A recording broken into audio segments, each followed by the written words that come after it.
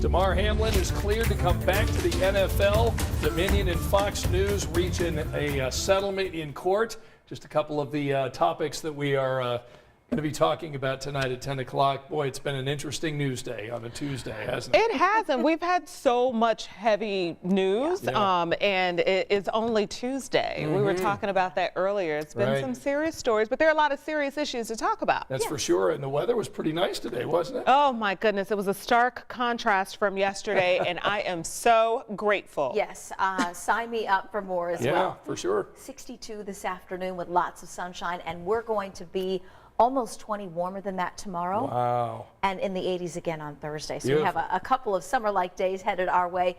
44 degrees at 8 a.m. tomorrow, 65 by noon, and 80 is your forecast high. Now, areas north and east of Indianapolis will be a little colder early tomorrow morning, so our northeast counties under a frost advisory. So if you have plans, we talked about this last night, that you like to protect, maybe cover them up or bring them inside, and that's only in areas northeast of Indianapolis. Everybody else is going to be well above freezing.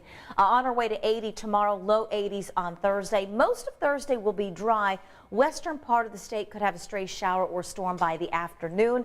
The rest of us get into more widespread rain and threat of a couple of thunderstorms as we hit Thursday night and the early part of Friday. This is Friday early morning.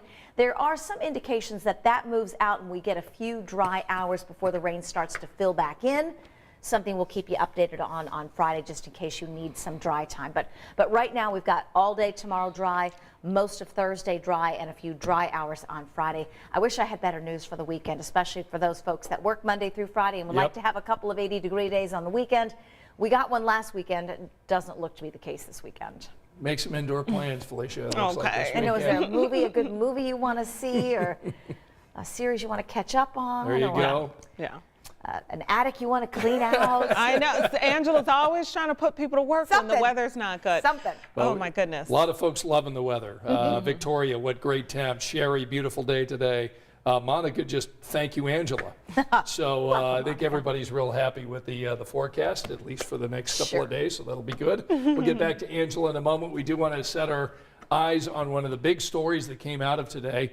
If you've been following the Fox News and Dominion battle that's been going on today, they went ahead and reached a settlement. More than $700 million in this defamation settlement, and Bree Jackson has the story tonight. Let 'em go, let 'em go. A settlement reached in the legal fight between Dominion Voting Systems and media giant Fox News.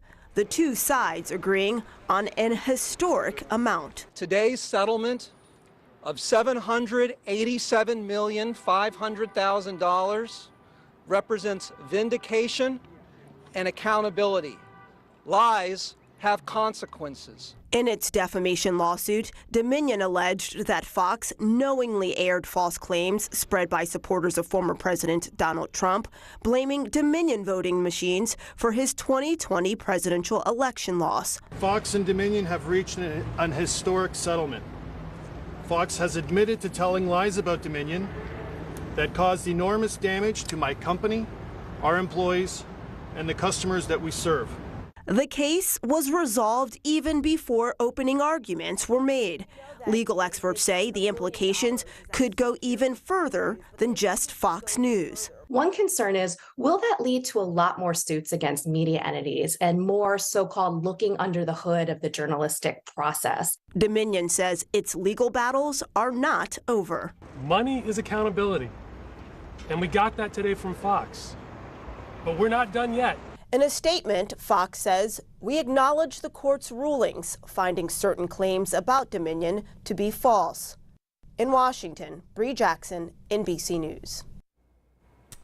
Boy, what an interesting story in journalism today. I mean, we can only speculate to what those backroom conversations looked like, sure. but you just because there's a settlement doesn't mean that there's an admission of guilt there.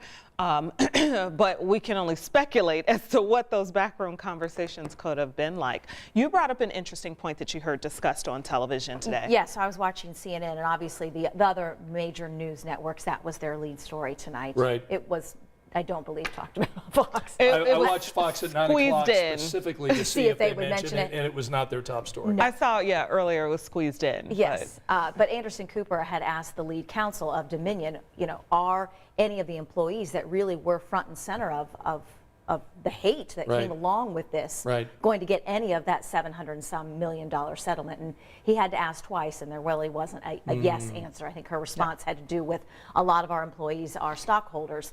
But that's not the same thing as maybe giving them a bonus for what they had to endure over the last several years. Yeah. So $1.6 billion is what Dominion was seeking in damages for this.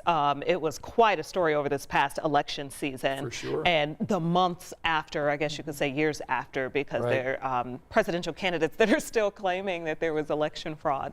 However, yeah, I mean, news's role in this to, of course, be fair and accurate and to report what they're seeing is clearly important. That was also a backdrop conversation to this specific lawsuit, too. I think there are a lot of people that would have loved to have seen this move into trial to see what comes out. Yeah. Now we're not going to see a lot. And I think that's what Fox News did not want. Even if there was room for them to win or for lawyers to argue, could it have done more damage to open that up? Sure, and I think it came out in what they call that discovery, where some of that stuff that came out before, and there were a lot of the Fox News hosts that had different text messages and different emails between each other that may not have been what they were saying on the air, and we're kind of like, it would have been interesting to see it go all the way. Yeah, sure would have. So anyway, that's one of the big stories that we're following.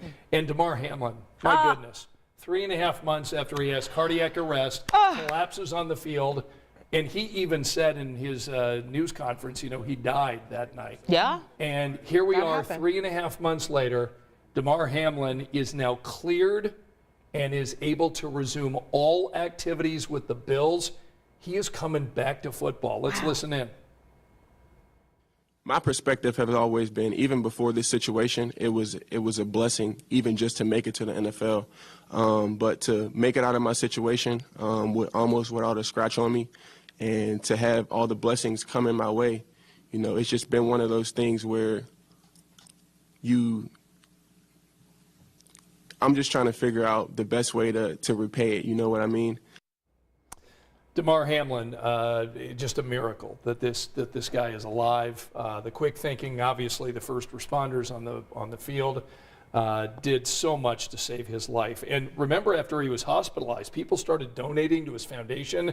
It raised more than $9 million in the first few days that he was in the hospital. But Damar Hamlin, he's going to be it's going to be an amazing thing to watch him come back. It is an awesome story. This was the miracle that we needed on this Tuesday. I was just saying how heavy the news has been the last couple of days / always is. But we needed this good news. This is amazing. Yeah, for sure. Let's see what Glenn is back with us tonight. Kim says Damar Hamlin is a class act. Yeah. And Fulton, Teresa, Daniel back with us tonight. Dawn is ready for the weekend. Oh. Dawn's already looking toward the weekend. Well, we've almost made it to Wednesday. It's okay. I'm with you. Yeah, all right. And again, wake-up weather tomorrow, and the temperatures are going to be pretty good? Yes. If you're north and east of Indianapolis, a little frosty start. Otherwise, we're into the mid-60s by lunchtime and 80 for a high. I didn't get a walk today. I was just going to say, tomorrow's going to be the day to get our steps in, right? I didn't do it today because I was like, oh, it's too cold. And then when I went outside, I was like, oh, this actually isn't that bad. I should have done it. So tomorrow, no excuse, No folks. excuses tomorrow. Rosie's already looking forward to her walk. She'll get her 3 miles in tomorrow. There you go. Woof. All right, so we hope to see you tonight over on Channel 13 at 11 o'clock. John Duran's got a story about the health department shutting down and rescinding the food license of a Northside restaurant after an inspection today. That story, and Rachel Krause looks at the American gun culture and how things have changed and become so political, all part of our coverage when we see you tonight at 11. We'll see you tonight. Good night.